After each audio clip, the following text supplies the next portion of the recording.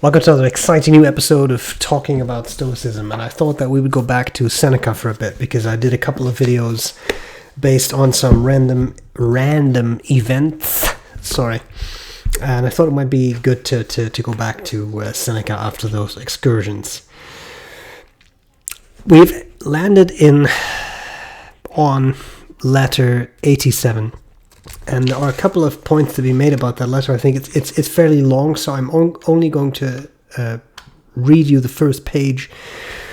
But I think there are some interesting points, and these are points that have come up before, but that I think are interesting.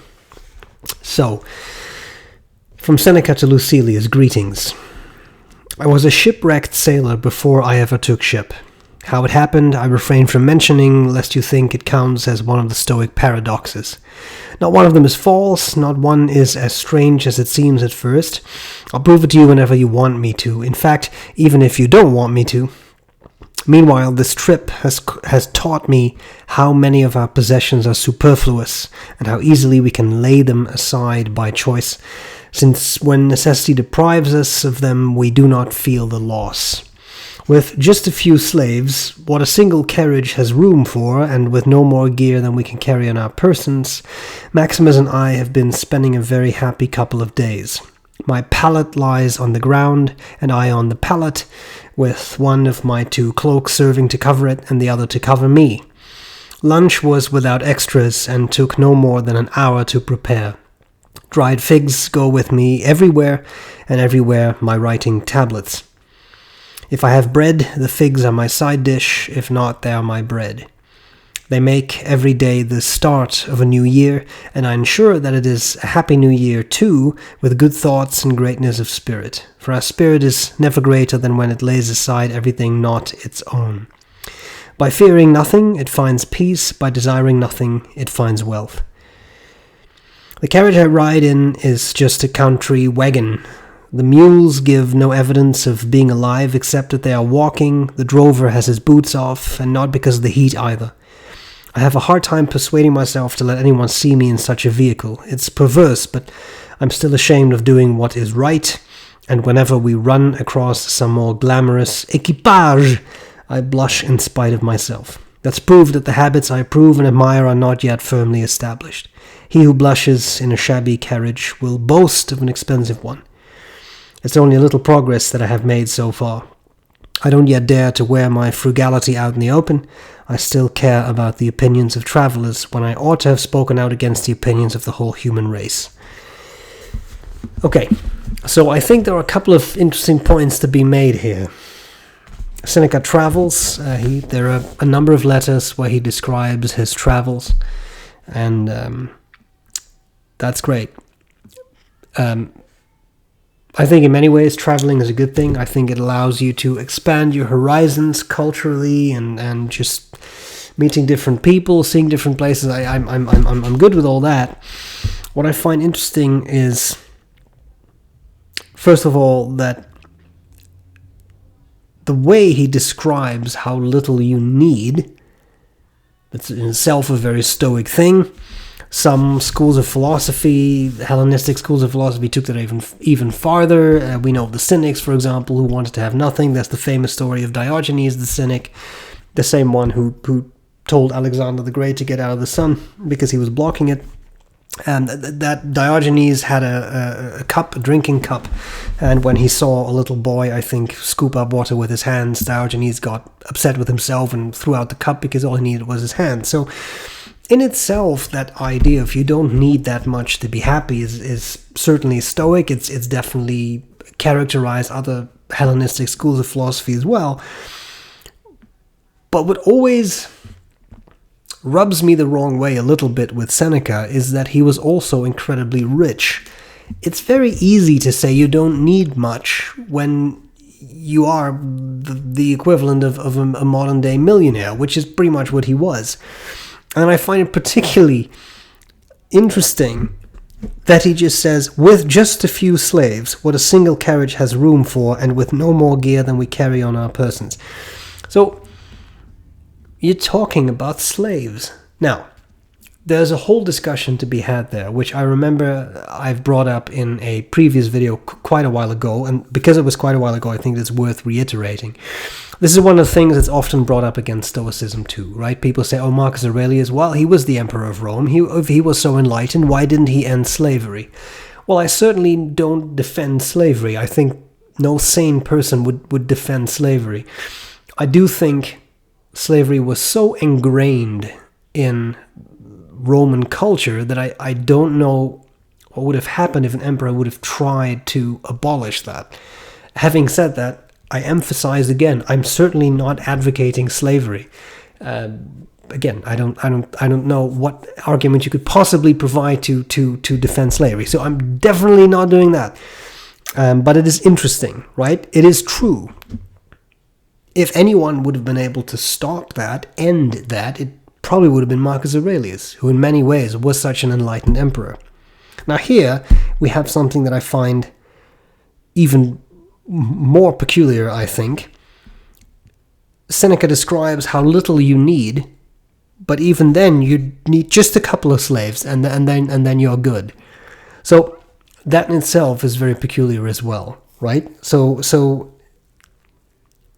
beyond the point of thinking about enslaved people, are you really depriving yourself of a lot when you still bring enslaved people on your trip? So anyway, it's a field of tension that I experience a lot in reading Seneca. Of he often makes this point: if you don't need that much, you can do with very little. You can just eat bread and figs, but you have bread and figs, and you can afford bread and figs. So surely he could be feasting on massive dinners, which he's not. And I understand that, but I always find it a little ironic, his hammering on you need so little when he's traveling with what sounds like a small entourage. Anyway, having said all this, there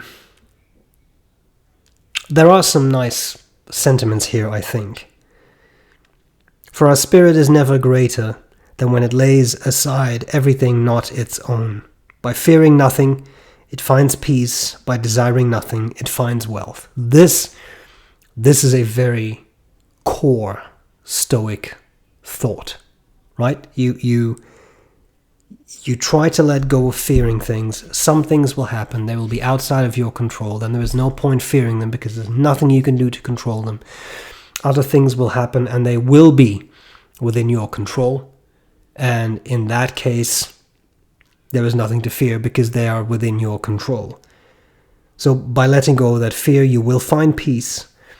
And I particularly like this line, and there are, of course, many variants of this in other Stoics and other philosophers and other writers, but by desiring nothing, it finds wealth. That's very interesting, right? The less you desire, I say again, I take this with pretty much a salt factory, given how rich Seneca was, but sure, by trying to desire nothing, you will become happier. The less you desire, I do believe that the happier you become, because you don't make your happiness contingent upon things that you may or may not end up obtaining. And that is a very Stoic thought. That's hard to argue with. So I much like that thinking. I find his final thought very interesting as well, where he talks about he's in this donkey-drawn cart, and that he's more or less ashamed of it. And I like it. Whenever we run across some more glamorous equipage, I blush in spite of myself. That's proof that the habits I approve and admire are not yet firmly established. He who blushes in a shabby carriage will boast of an expensive one. It's only a little progress that I have made so far. I don't yet dare to wear my frugality out in the open. I still care about the opinions of travelers when I ought to have spoken out against the opinions of the whole human race. And he continues, and there's more to it, but that, I think, at least to me, and maybe to you as well, if you're trying to apply Stoicism to your life, that sounds very familiar, right? That there is this idea of, I try to make progress but certainly by specific things happening in life, I'm confronted with the idea that I haven't made that much progress, that there still is much more progress to make. And it's interesting that even Seneca, who's considered a Stoic, he's a bit eclectic, but he certainly has been influenced strongly by the Stoics, that even he himself admits that. And I think we see parallels with many other Stoics, like, for example, Marcus Aurelius, who continuously bemoans how much he fails. And I think that humility is vital. Understand how much you fail, but also don't forget that you have made progress. Think of where you were a year ago, 2 years ago, and think about how you respond to situations now. If all is well, then there is a difference, but the difference might be a bit more subtle than we would like it to be. It's very hard. I always find it very confrontational when you then think of something that's happened and you think, oh, I really should have handled that better, and there is some disappointment in yourself. It's a shame when that happens, but it's also an opportunity for you to learn more and to remind yourself that we're not perfect, but you do have to continue to make effort, and that's the hard part. Very interesting. An interesting letter. A lot in just this first page. I might come back to this letter in future videos, but for now, I think let's leave it at this. Let me know what you think about this, and I hope this was useful. I'll gladly see you again next time for more talk about Stoicism.